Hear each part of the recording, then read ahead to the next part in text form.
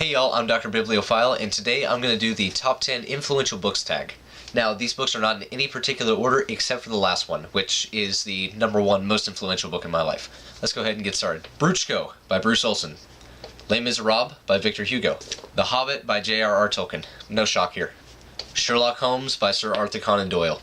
This is probably the book, or I guess series of books with the short stories, but anyways, that really just got me to fall in love with the mystery genre and just wanting to be like Sherlock and try and be as smart as possible. So I really love this series and do owe a lot to it. Torture for Christ by Richard Wurmbrand. I read a lot of missionary biographies, but this, out of all I've read, is probably the most powerful and influential in my life.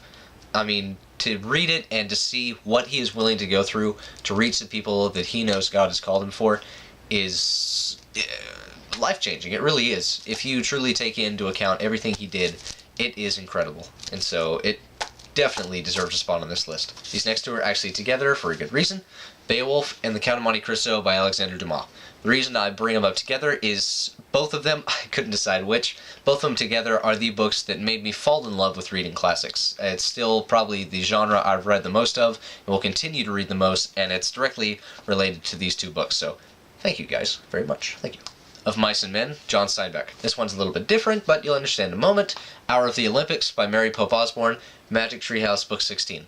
This is the book, without a doubt, that really got me started reading. I won this back when I was probably 5, 6, 7, one of those, just for some kind of a club, little auction. I don't even remember exactly, but I remember this is the book that once I started it, I read the rest of the series, or as many as were out at the time, fell in love with it, fell in love with reading, and is the reason I am doing this now is because I picked this up one day. And finally, the most influential book in my life, without a doubt, is the Bible. I could be here for probably the rest of the day straight telling you why this is the most influential in my life and just in general, but I'm not going to take up that much time.